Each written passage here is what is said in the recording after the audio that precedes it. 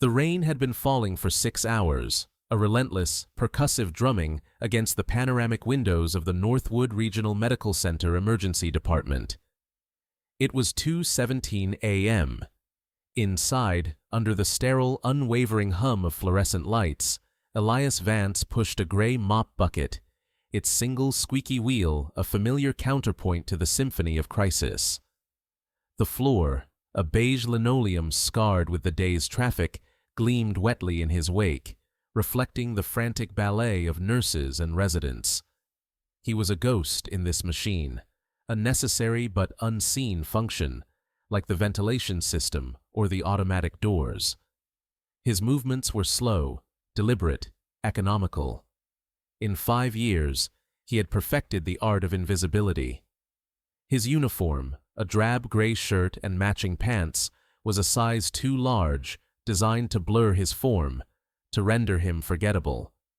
At 48, his hair was threaded with more silver than he felt he'd earned, cut short and neat. Lines of concentration were etched around his eyes, but his face was usually held in a neutral, placid mask. He kept his head down, his gaze fixed on the arc of his mop, on the satisfying way the dirty water was sucked back into the fibers, leaving a clean, dark trail that would evaporate in minutes. He was just Eli, the night shift janitor. The title was a shield. The ambulance bay doors hissed open, blasting a gust of rain-chilled air into the climate-controlled tension of the ER. A new gurney clattered in, pushed by paramedics whose faces were grim. On it, a young woman, no older than 22, was strapped down, a cervical collar locked around her neck. Her eyes were wide with a mixture of pain and confusion. Jenna Riley, 22-year-old female, the lead paramedic rattled off, walking stride for stride with the resident who met them. Single vehicle MVC, airbag deployment. GCS is 14, pupils equal and reactive. Vitals were stable in the field, but she started getting hypotensive 10 minutes out. BP is now 90/60 and falling. Tachy at 130. Eli continued his mopping, his path taking him along the periphery of the trauma bay they were wheeling her into. He didn't look up, but he listened. Listening was a habit he couldn't break. The words, the numbers, the acronyms, they were a language he had once been fluent in, a mother tongue he now pretended not to understand. MVC, GCS, Tachy.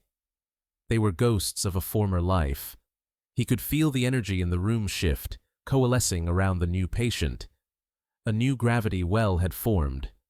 Dr. Aris Chapman, the head of the ER, a man whose ambition radiated from him like heat, was already at the bedside.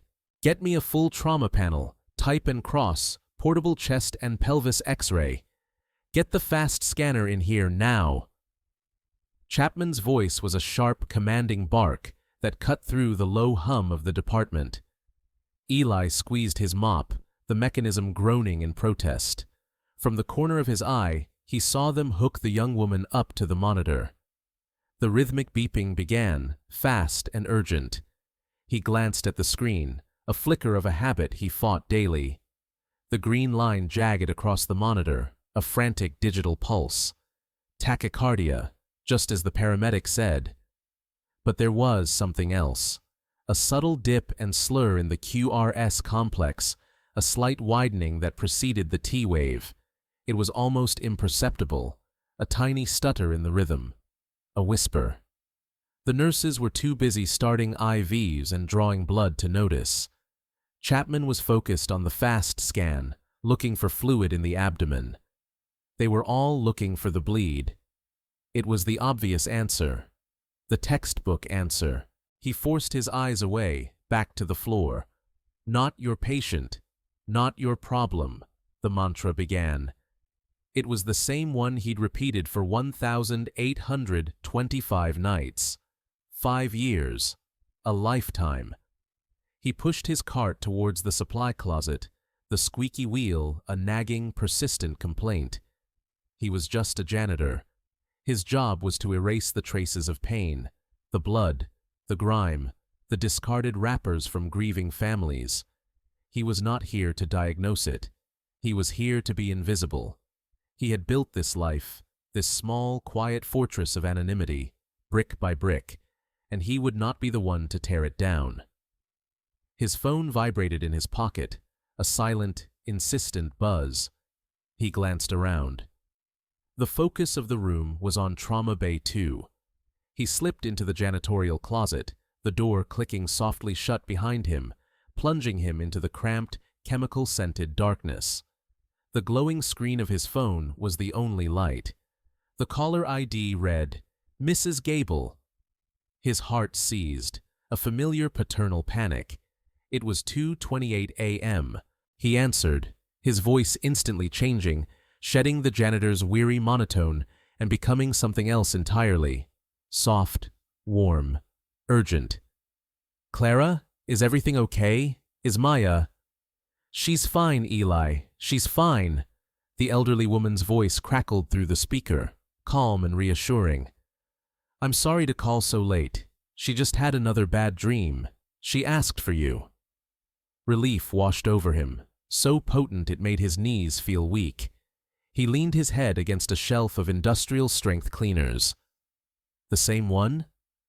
"The one where she's looking for you and can't find you," Clara confirmed gently. "She's right here, honey.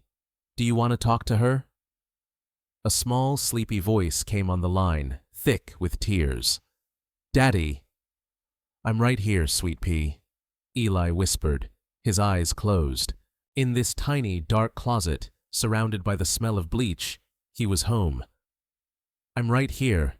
It was just a dream." "I couldn't find you," she sobbed quietly.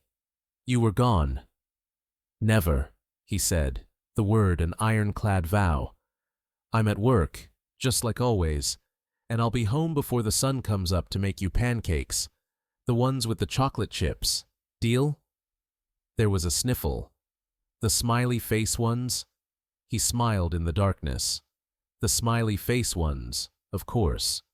Promise?" Her voice was so small, so fragile. That one word held the entire weight of his world. It was the foundation of the life he had built from the ashes of the old one. He had failed to keep so many promises to his wife, promises of a long life, of growing old together. But he would not fail this one. He would not fail his daughter. "I promise," he said, his voice thick with an emotion he never allowed to surface on the ER floor. "And I keep my promises. Now you get back to sleep. I love you more than all the stars in the sky." "Love you too, Daddy." He heard Mrs. Gable take the phone back. "She's settling down already. You have a good man's heart, Eli." "Thank you, Clara, for everything." He hung up and stood in the darkness for a moment longer, letting the father recede and the janitor re-emerge.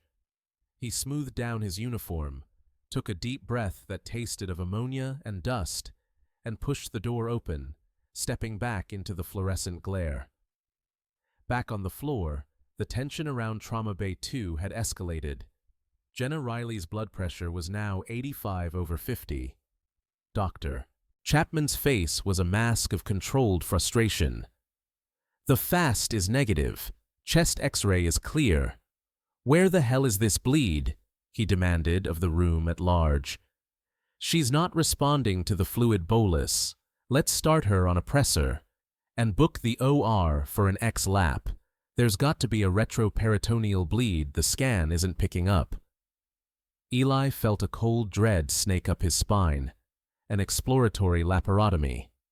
They were going to open her up, the stress of anesthesia and surgery on a heart struggling with an unknown toxicity. It would be a death sentence. He looked at the monitor again. The stutter was more pronounced now, the ST segment showing a subtle but definite elevation in the precordial leads. It looked like a heart attack, but it wasn't. It was a masquerade. His mind, a machine he couldn't turn off, was running through differential diagnoses. Airbag deployment. Sodium azide. It's used as the propellant. It's a potent vasodilator, a metabolic poison. In rare cases, especially with dermal absorption or inhalation, it can cause severe refractory hypotension and cardiotoxicity. The symptoms fit. The EKG fit. If you believe that people deserve to be seen for who they truly are, not just what their job title says, subscribe now and share this story. Now, back to what happens next. He watched them prep a syringe, a nurse calling out, "Starting norepinephrine drip." "Wrong drug," his mind screamed. A vasopressor would increase myocardial oxygen demand on a heart that was already starving. It would push her over the edge. He gripped the handle of his mop so tightly his knuckles turned white. He could smell the antiseptic wash they were using to prep Jenna's abdomen for surgery. The sharp, clean scent of chlorhexidine. It was a smell that had once meant hope, a prelude to healing. It had filled his cathedral, the operating theater where he was a god in blue scrubs. The scent plunged him back 10 years. He wasn't in Northwood Regional anymore. He was at Johns Hopkins, standing over a stainless steel sink, scrubbing in. His hands were lathered in the same antiseptic foam. Through the large window, he could see his team preparing the patient, a 60-year-old man whose aortic valve was failing. The operating room was vast, cool, and quiet, a sanctuary of precision.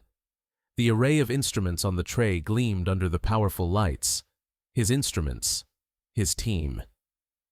"Dr. Thorne, we're ready for you," a nurse said, her voice filled with a deference he had taken for granted. He had walked in, and a hush had fallen.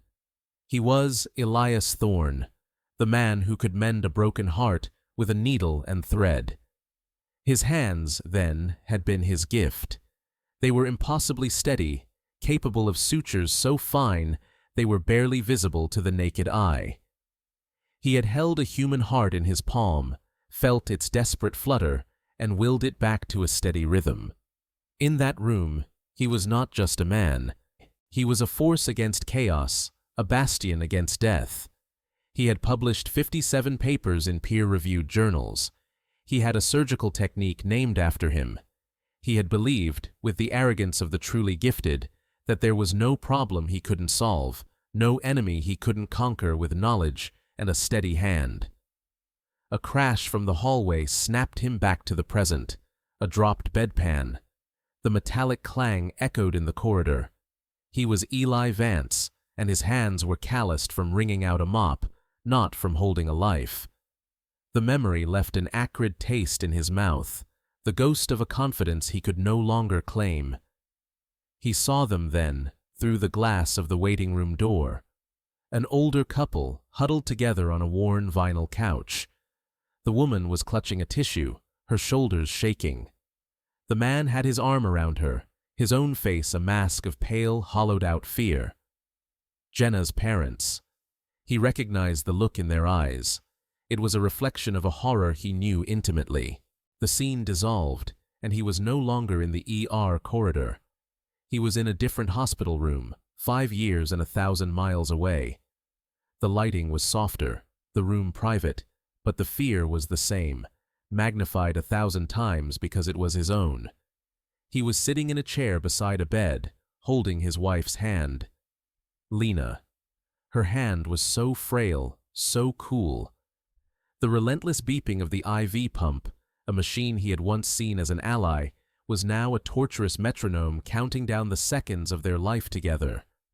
She had been diagnosed with a rare, aggressive form of pancreatic cancer. He, Dr. Elias Thorne, the miracle worker, had marshaled every resource. He called in favors from the best oncologists in the world. He spent nights poring over obscure clinical trials, searching for a lifeline, a loophole in her death sentence. He had all the knowledge, all the connections, but he was utterly, devastatingly powerless. The cancer was a force of nature, a wildfire that consumed her from the inside out. For 11 months, he watched the love of his life, the vibrant, laughing woman who had grounded his brilliant, soaring mind, wither away. He remembered the final night. Maya, only 5 years old, was asleep at her grandmother's house. It was just him and Lena. The rhythmic whoosh of the ventilator had replaced her own breathing. He was holding her hand when the monitor beside her bed, the same kind of monitor now tracking Jenna Riley's life, began to scream. A long, unbroken, piercing tone. The flat green line. He didn't move. He didn't call for a code. He knew it was over. He just sat there, holding her hand, as the silence of the room swallowed the alarm. And in that silence, he felt it. A tremor. A fine, uncontrollable vibration that started in the fingertips of his right hand, the hand that had performed miracles. It was grief. It was rage. It was helplessness made manifest. It was the end of Dr. Elias Thorne. The tremor never left. It was a permanent scar, a ghost in his machine. He blinked, and the waiting room couple came back into focus. The father looked up, and his eyes met Eli's for a brief second. In that man's gaze, Eli saw his own reflection from that night. The abyss of not knowing, of hoping against hope. He looked back towards Trauma Bay 2. The gurney was moving. A nurse was pushing it, the resident walking alongside, checking the IV drip. They were taking Jenna to the operating room. They were going to cut her open, searching for a bleed that wasn't there. The stress of the anesthesia would send her toxic, struggling heart into full arrest. She would die on the table. And that couple in the waiting room would be ushered into a small, quiet room to be told that their daughter was gone. He couldn't let it happen. His promise to Maya echoed in his head. "I'll be home before the sun comes up." It wasn't just about physical presence. It was about being a man she could be proud of, a man who did the right thing. What good was being home and safe if he carried the knowledge that he stood by and let someone die? Hiding wasn't protection. It was just another form of loss. For 5 years, he had been a ghost. He had scrubbed away the physical evidence of pain, but he had ignored the moral imperative to prevent it. He had chosen the quiet of anonymity over the cacophony of responsibility. No more. His body moved before his mind had finished the debate. The decision was made not in his head, but in his gut, in the muscle memory of a man who had once sworn an oath. He dropped the mop. It clattered to the floor, the sound shockingly loud in the tense corridor. He took a step, then another, his long legs covering the distance to the OR doors, with a purpose that felt both foreign and deeply familiar. He planted himself directly in the path of the gurney. Stop. The word was quiet, not a shout, but it had the force of a physical blow. The nurse pushing the gurney froze, startled.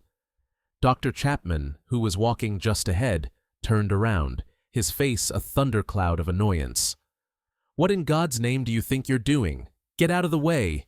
he snapped, his eyes dismissing Eli's gray uniform with a contemptuous flick. "You're making a mistake," Eli said, his voice level, calm. He met Chapman's furious gaze without flinching. His posture had changed. The janitor's slump was gone, replaced by a straight-backed authority he hadn't worn in half a decade. "I don't have time for this," Chapman seethed. He gestured to a nearby security guard. "Frank, get him out of here." The guard, a burly man named Frank, who usually shared a late-night coffee with Eli, took a hesitant step forward. "Eli, come on, man. Just move aside." From the gurney, Jenna's eyes, clouded with delirium and fear, fixed on him. "Get him away from me," she whimpered, her voice raspy. "Get the dirty janitor away from me." The words were a slap. A wave of humiliation washed over Eli, hot and sharp. He saw a flicker of cruel satisfaction in Chapman's eyes. "You heard the patient," Chapman said, his voice dripping with condescension. "She wants a doctor, not the man who cleans the toilets. Now move." For a moment, Eli faltered. The shame was a physical weight. It would be so easy to step aside, to melt back into the shadows, to pick up his mop and pretend this never happened. He could be home in a few hours, making smiley-face pancakes, his anonymity intact. No one would ever know. But he would know. He held his ground. He looked past Chapman, at the monitor still attached to the gurney. The abnormalities were more pronounced. He looked at the pale, frightened face of the young woman who had just insulted him, a woman who was about to die because of institutional blindness and professional arrogance. "With all due respect, Doctor," Eli said, his voice dropping lower, colder. "Her fear doesn't make you right. And your title doesn't either. You're about to kill her." Chapman's face went from angry to incandescent with rage. "That's it. Frank, I want him removed from this hospital, and I want his employment terminated. Now." Frank put a heavy hand on Eli's shoulder. "Eli, let's go." Eli didn't move. He ignored the guard's hand. He spoke directly to Chapman, his words precise, academic, a ghost voice from a lecture hall. "It's not a bleed. Her abdomen is soft. The fast scan was negative 3 times. The hypotension is refractory to fluids and will be to your pressors because you're treating the symptom, not the cause. It's her heart." Chapman scoffed. "Her EKG shows some nonspecific changes, that's all. It's strain from the hypovolemia." "It's not nonspecific," Eli countered, the knowledge he had suppressed for so long now pouring out of him, a flood breaking through a dam. "Look at the monitor. You're seeing ST segment elevation in V1 and V2 with biphasic T waves. It's mimicking a Wellens syndrome or a STEMI, but it's not. The morphology is wrong. It's pseudo-infarction. It's toxicological." A profound silence fell over the small group. The resident and the nurse stared, dumbfounded. Frank, the security guard, slowly removed his hand from Eli's shoulder. Chapman's smug certainty faltered, replaced by a flicker of stunned confusion. The words Eli had used, the clinical precision, were so utterly incongruous with the man in the gray uniform that it created a moment of cognitive dissonance. What are you talking about?" Chapman stammered, his authority momentarily stripped away. Eli pressed his advantage, his voice a relentless torrent of facts. "She deployed an airbag. The propellant is sodium azide. It's a mitochondrial toxin, a potent cytochrome oxidase inhibitor similar to cyanide. In cases of significant dermal exposure or inhalation, it can induce severe, delayed cardiotoxicity. You're not seeing a bleed. You're seeing progressive myocardial depression. You put her under general anesthesia, and her heart will fail." "You can dismiss me based on my job title," Eli said, his gaze hard as steel. "Or you can draw a venous blood gas and check for a severe metabolic acidosis with a high lactate, consistent with cellular asphyxiation." Just as he finished the sentence, the world dissolved into a single, piercing shriek. The monitor. The green line, which had been a frantic, stuttering rhythm, devolved into a chaotic, jagged scribble. V-fib. Ventricular fibrillation. Jenna Riley's body arched on the gurney, a single, violent convulsion, and then went still. Her eyes rolled back in her head. "She's coding!" the nurse yelled. Chaos erupted. The carefully controlled tension of the ER exploded into pure, adrenaline-fueled panic. "Get this gurney back in the bay! Get the crash cart!" Chapman roared, his face white. He was back in command, but it was the command of a captain on a sinking ship. They shoved the gurney back into Trauma Bay 2. The resident leaped onto a stool and started chest compressions, the rhythmic thudding a desperate beat against the backdrop of the alarm. "Come on, Jenna, stay with us!" "Paddles!" Chapman yelled. "Charge to 200 joules!" A nurse ripped open Jenna's gown, exposing her chest. Another slapped the conductive gel onto the paddles. The high-pitched whine of the defibrillator charging filled the air. "No!" Eli's voice cut through the pandemonium like a scalpel. He strode into the trauma bay, no longer a janitor, no longer a ghost, but a commander taking his field. He was inside the circle now, a place he hadn't been in 5 years. The standard ACLS protocol is wrong here. Defibrillation might restore a rhythm for a moment, but the underlying toxicity will just throw her back into arrest. A massive electrical shock will only further damage the already stunned myocardium. Chapman whirled on him, the paddles in his hands. "I am trying to save her life. Get out of my way." "You're trying to follow a flowchart, Doctor." Eli shot back, his eyes locked on the monitor, not on Chapman. The chaotic line was unwavering. She was dying. Her heart isn't failing because of an electrical problem. It's failing because it's being poisoned at a cellular level. You need to treat the poison. "With what?" the resident grunted, not missing a beat in his compressions. "We don't have an azide antidote." "There isn't one. But you can bind the toxin," Eli said, his mind racing back to a case report he had co-authored a decade ago. A rare industrial accident. The same EKG pattern, the same refractory shock. "You need to use intravenous lipid emulsion therapy, a 20% solution. Give a 1.5 milliliter per kilogram bolus over 1 minute, then start an infusion. Now. You have maybe 60 seconds before the brain damage is irreversible." Chapman stared at him, his face a mixture of fury, disbelief, and a dawning, terrifying sliver of hope. Lipid emulsion therapy. It was a niche, almost obscure treatment typically used for local anesthetic toxicity. To use it for this, it was unheard of. It was insane. It was a janitor's fantasy. But the compressions weren't working.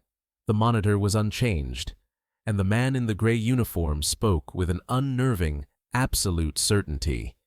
It was the certainty of a man who had seen this before. In that moment, Chapman had a choice.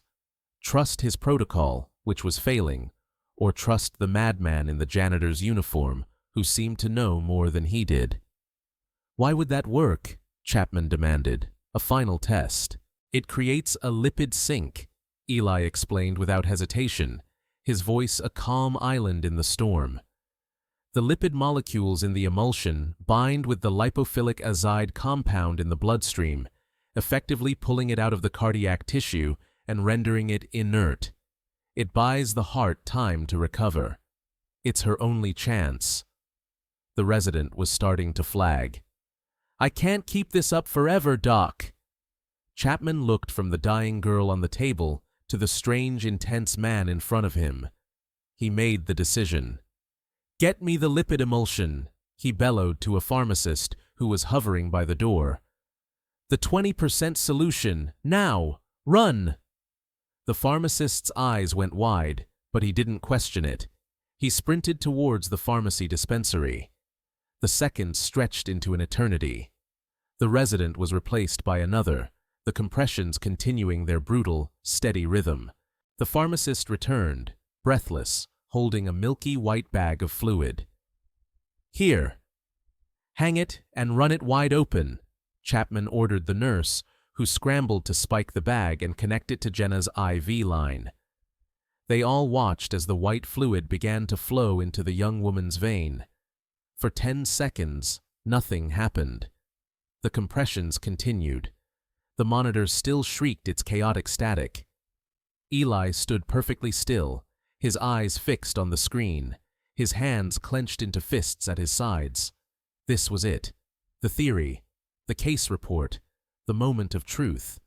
Then, a flicker. A single, organized QRS complex appeared amidst the chaos.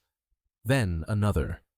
The jagged line of VFib began to resolve, slowly, miraculously, into a wide, bizarre-looking, but organized rhythm. "We have a rhythm," the nurse breathed, her voice filled with awe. "Sinus tach at 140.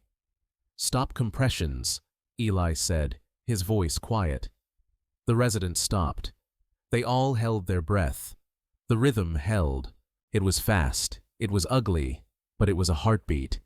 A real, perfusing heartbeat. Jenna's blood pressure, which had been non-existent, appeared on the monitor. 70/40. Then 75/45. It was climbing. A collective sigh of relief, so profound it was almost a sob, went through the room. The resident leaned against a wall, wiping sweat from his forehead. The nurse stared at the bag of lipid emulsion as if it were a holy relic. Dr. Chapman slowly lowered the defibrillator paddles, their charge unused. He looked at the monitor, then at the now stable patient, then at the man in the janitor's uniform who had just saved her life from the brink of oblivion. The arrogance and fury were gone from his face, replaced by a deep, unsettling bewilderment. He took a step towards Eli, his voice barely a whisper. "Who the hell are you?" Eli looked at the girl on the gurney, saw the faint flush of color returning to her cheeks. He looked at the monitor, the steady beat of a life he had pulled back from the edge, a feeling he hadn't allowed himself to feel in 5 years. A quiet, fierce satisfaction welled up inside him. He didn't answer Chapman's question. He simply turned, his shoulders slumping back into their familiar, invisible posture. He walked out of the trauma bay, his mission complete. He saw his mop lying on the floor where he had dropped it. He bent down, picked it up, and placed it back in the bucket. The squeaky wheel complained as he pushed the cart down the hall, away from the miracle he had just performed. He had a spill to clean up in room 304. He had a shift to finish. The next 2 days were a strange, muted affair. Eli kept to his routine, his movements as silent and methodical as ever. He polished the floors until they shone, emptied the trash, and cleaned the restrooms with meticulous care. But something had shifted. The bubble of his anonymity had been pierced. He could feel the stares. Nurses would fall silent when he pushed his cart past their station. A young resident, the one who had done the chest compressions, saw him in the hallway and just nodded, his eyes wide with a mixture of respect and confusion. Eli simply nodded back and kept moving. He heard whispers. The story of the janitor who had diagnosed a 1 in a million case of azide poisoning had become an underground legend at Northwood Regional. The official report, he knew, would be sanitized. Dr. Chapman would be credited with a bold, unconventional treatment choice. But the people who were in that room knew the truth. Dr. Aris Chapman, for his part, was a man adrift. He had spent his career climbing the ladder of medicine, his confidence built on a foundation of protocols, textbooks, and evidence-based practice. That foundation had been shattered in 30 seconds by a man holding a mop. He had replayed the scene in his mind 100 times. The janitor's calm, the clinical precision of his language, the absolute certainty in his eyes. It was the certainty of a master, not a madman. Chapman did what he did best. He researched. He had the hospital's HR department run a full background check on Eli Vance. It was a dead end.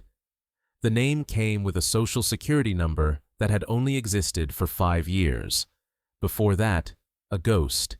No credit history, no previous addresses, no employment records. It was the profile of someone in witness protection, or someone hiding from a past they desperately wanted to bury. Frustrated, Chapman went down a different path. He went to the hospital's medical library and searched for azide-induced cardiotoxicity. He found a handful of articles, most of them esoteric toxicology reports. But one stood out. A case study published 12 years ago in the New England Journal of Medicine. It detailed the successful treatment of an industrial chemist exposed to sodium azide using a novel protocol involving intravenous lipid emulsion. The lead author was a cardiothoracic surgeon from Johns Hopkins, Dr. Elias Thorne. Chapman stared at the name. Elias Thorne. He knew that name. Thorne was a legend, a surgical prodigy who had vanished from the medical world about 5 years ago. Rumor had it he'd had a breakdown after his wife died, that his famously steady hands had been ruined by a neurological condition. He had simply disappeared.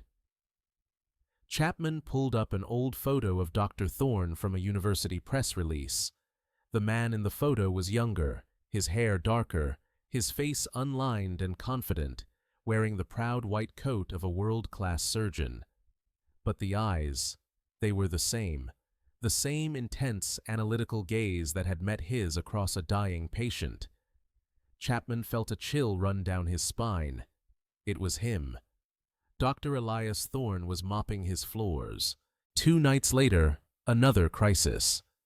A 68-year-old man in the ICU, post-op from a routine colectomy, had developed a raging sepsis. His fever was spiking, his blood pressure was crashing, and he wasn't responding to the most powerful combination of broad-spectrum antibiotics they had. They had cultured his blood, his urine, his surgical wound. Everything was coming back negative.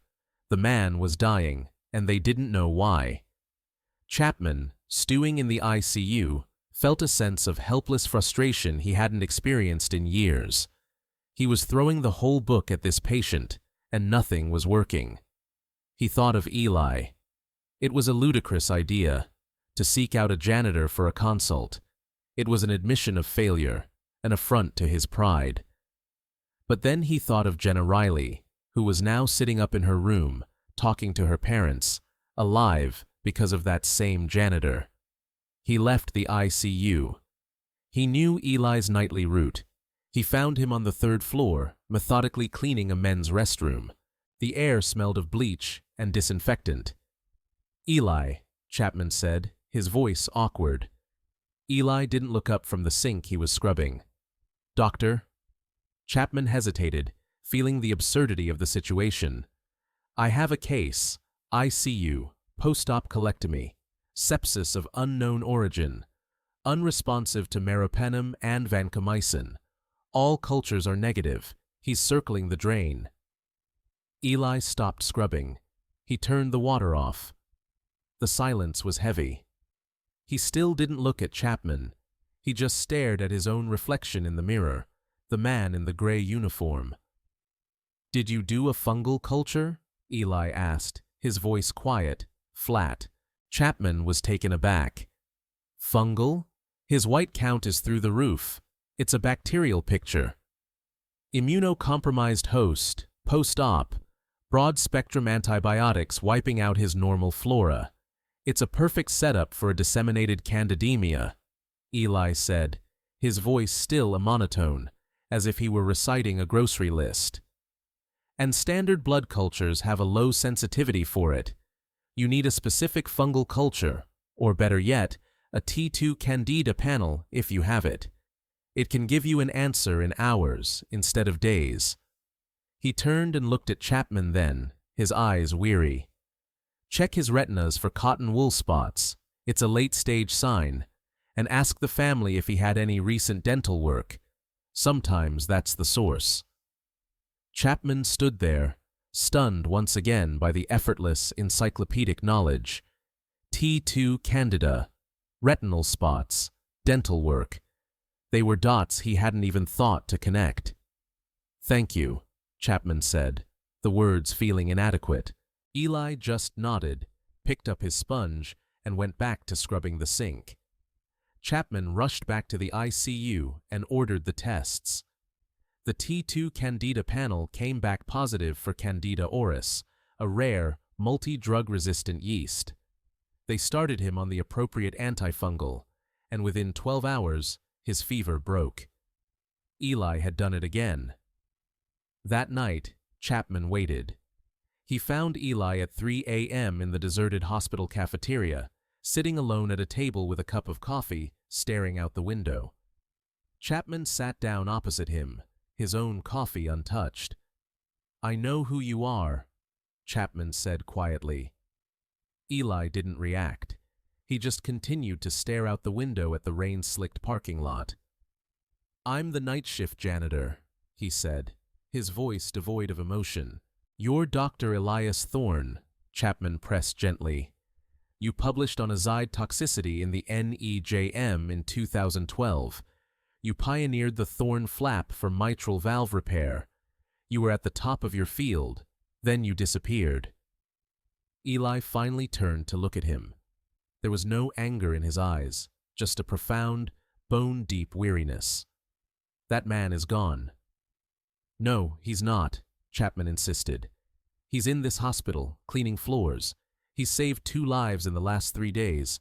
That mind, it's still here, and we need it." Eli took a slow sip of his coffee. His right hand, holding the cup, had a slight, almost imperceptible tremor. The ghost. "What do you want, Eris?" The use of his first name was a subtle acknowledgement, a shift in their dynamic. "I want you to come back," Chapman said. "Not to the OR. I've read the stories. I understand. But we need your mind. I've already spoken to the hospital board. They're prepared to create a new position for you. We'll call it clinical case analyst or diagnostic consultant, whatever you want. You'll have an office. You'll review our most complex cases. You can set your own hours. No patients, no procedures, no on-call, no more mops, just your brain." Eli stared into his coffee cup. The offer was a lifeline he hadn't known he wanted. The thought of returning to that world, the world of medicine, was terrifying. It was the world that had failed him, the world where he had failed Lena. It was a world of pain and loss. But for 2 brief moments in the last 3 days, he had felt something else. A spark. The feeling of a tool fitting perfectly in his hand. The feeling of purpose. It was like breathing air after 5 years spent in a vacuum. He thought of Maya. He had built this quiet, hidden life for her stability, to be the constant present father she needed. Could he risk that? Could he step back into that world, even on the periphery, without it consuming him again? "I have a daughter," he said, the words a shield. "She's my priority. This job, it allows me to be there." "This new job would allow you to be there more," Chapman countered. "Better hours, better pay. You could be home every night to tuck her in." Elias, you can't hide a gift like that forever. It's not fair to the people you could save. It's not fair to you." Eli stood up, leaving his half-finished coffee on the table. "I need to think about it," he said, his voice barely a whisper. "I need to talk to my daughter." He walked away, leaving Chapman alone in the silent cafeteria, a question hanging in the air between them. The following Saturday was pancake morning, a sacred ritual. Eli stood at the stove in his small, sunlit apartment kitchen, a stark contrast to the sterile gloom of the hospital. Maya, now 10 years old, and all lanky limbs and bright, curious eyes, sat at the small wooden table, meticulously drawing a family of dragons. The air smelled of melting butter and batter. He placed a plate in front of her. On it was a pancake shaped like a smiley face, with 2 chocolate chips for eyes and a slice of banana for a mouth. She beamed. "The best!" He sat down opposite her with his own, less artistic stack. For a while, they ate in comfortable silence. He watched her, this small person who was the anchor of his universe. She had Lena's eyes. "Hey, sweet pea," he began, his voice hesitant. "Can I ask you something?" She looked up, a dab of syrup on her chin. "Sure." "You know my job at the hospital?" She nodded. "You clean it, so people don't get sick." It was the simple, noble explanation he'd given her years ago. "That's right. Well, they've offered me a different job, at the same hospital." He watched her face carefully. "It's more like the job I used to do, the doctor job." Maya's fork clattered onto her plate. Her expression grew serious, her brow furrowed with a gravity that was older than her years. "The one that made you sad?" she asked, her voice small. The question was a direct hit, a child's simple, devastating truth. He had never told her the details of his collapse, only that he had stopped being a doctor after her mom died because it was too hard. He nodded slowly.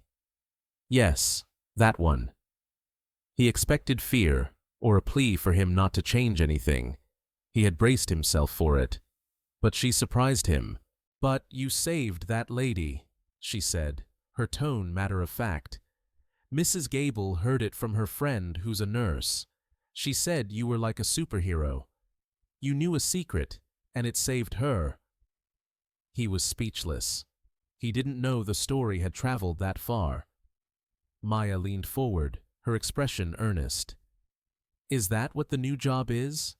Knowing secrets to help people?" "Something like that," he managed to say. "It would be looking at the puzzles, the really hard cases that the other doctors can't figure out." She was quiet for a long moment, considering this. She picked up her fork and poked at her pancake. "Being brave isn't not being scared, Daddy," she said, reciting a line from a book they'd read together 100 times. "It's doing what you need to do, even when you are scared." She looked up at him, her gaze clear and direct, a perfect fusion of his analytical focus and Lena's deep empathy. "Would it make you happy?" The question floored him. He hadn't considered his own happiness in 5 years. His entire existence had been architected around safety, stability, and Maya's well-being. Happiness was a luxury he thought he'd forfeited.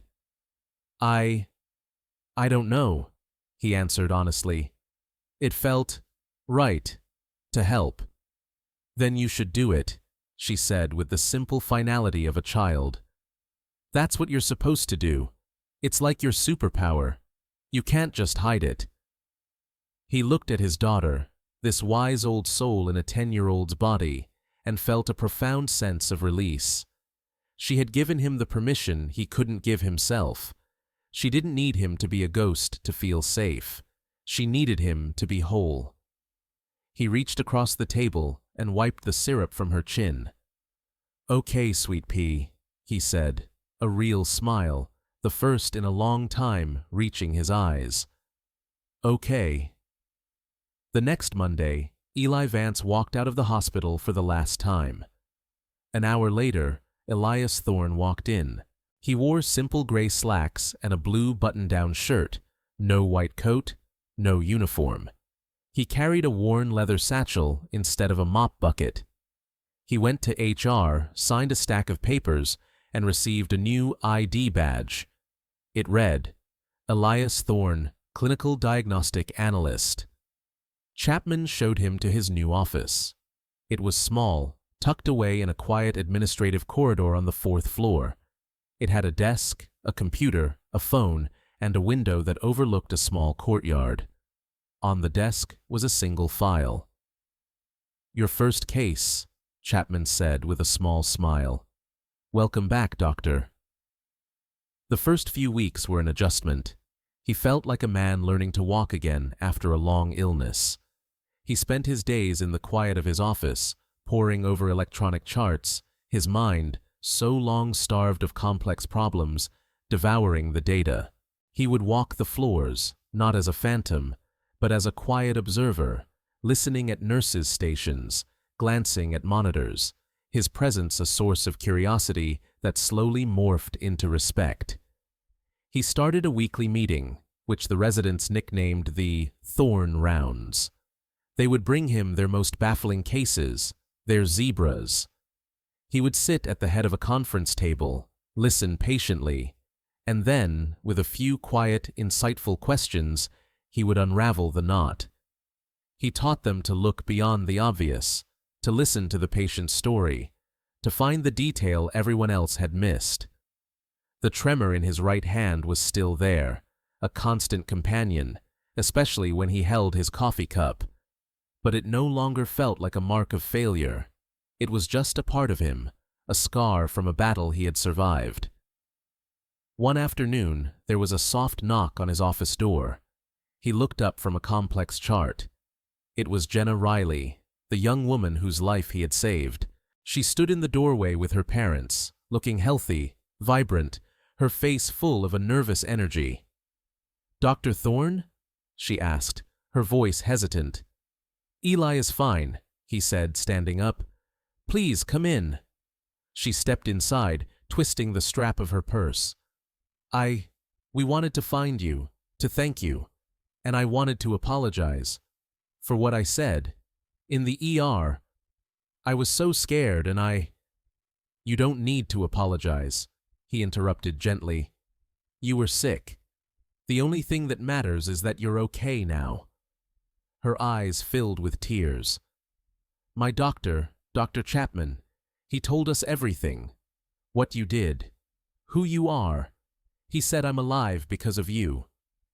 Her father put a hand on her shoulder, his own eyes shining with unshed tears. "We owe you everything," the man said, his voice thick. Eli felt a warmth spread through his chest, an unfamiliar sensation. For 5 years, his work had been about erasure, about being unseen.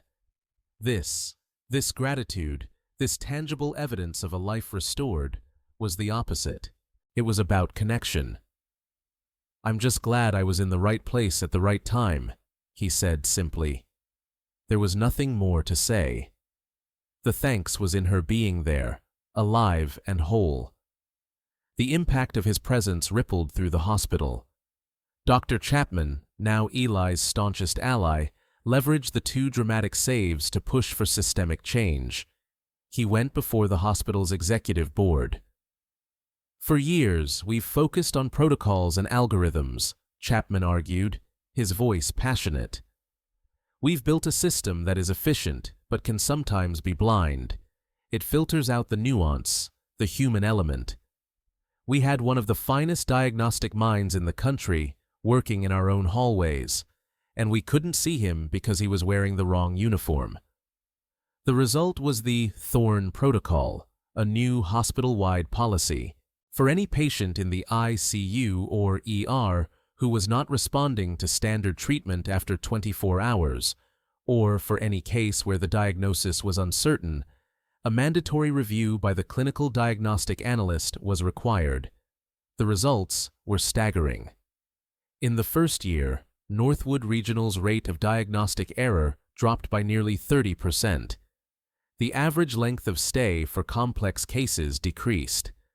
The hospital, once a respectable but unremarkable community institution, began to gain a reputation as a place that solved puzzles, a court of last resort for patients whom other hospitals had given up on. Eli's small office became the quiet, cerebral heart of the hospital. 1 year later, the auditorium of Northwood Elementary was dimly lit, hot, and smelled of popcorn and proud parents. Eli sat in the 5th row, his phone off, his focus entirely on the stage. A chaotic production of The Wizard of Oz was underway, and there, center stage, painted green and wearing a pointy hat, was Maya, belting out her lines as the Wicked Witch of the West with a joyful ferocity that made him smile. She wasn't a lead, but she was having the time of her life. When she took her bow with the rest of the cast, her eyes scanned the crowd, found his, and she gave him a huge, gap-toothed, emerald green grin. He was just a dad in the audience. He was present. He was home. After the play, they walked home under a crisp autumn sky, the streetlights just beginning to hum on. Maya, still buzzing with excitement, swung their clasped hands between them. She had grown in the last year, not just in height, but in confidence. The nightmares had faded, replaced by dreams of stage designs and dragon taming. "You came," she said, squeezing his hand. "You actually came." "I promised, didn't I?" he said. "I know. You always keep your promises," she said. Then she looked up at him, her expression thoughtful. "I'm glad you stopped being invisible, Daddy." The simple, profound truth of it settled over him. He had spent 5 years trying to disappear, believing it was the only way to protect her, to protect himself. But she hadn't needed a ghost. She had needed a father. A whole one. Later that night, after he tucked her into bed with a promise of Saturday morning pancakes, he stood by his living room window, looking out at the scattered lights of the city. He held up his right hand in the dim light. The tremor was still there, a faint, barely there flutter. A ghost of a ghost. It no longer held any power over him. It was not a symbol of what he had lost, but a reminder of all he had survived. He was not Dr. Elias Thorne, the celebrated surgeon whose gift had failed him at the most crucial moment. He was not Eli Vance, the janitor hiding from a world that had hurt him. He had finally stopped running. He had integrated the pieces of his life, the brilliant mind, the grieving husband, the hidden worker, the devoted father. They were all him. He had lost his wife, he had lost his hands, but he had found a new way to heal, a new way to serve. He was a father who made smiley-face pancakes. He was a teacher who trained a new generation of doctors to see with their hearts. He was a diagnostician who solved puzzles and saved lives from a small, quiet office. He was a man who had walked through fire and learned to live with the scars. He was, at last, whole,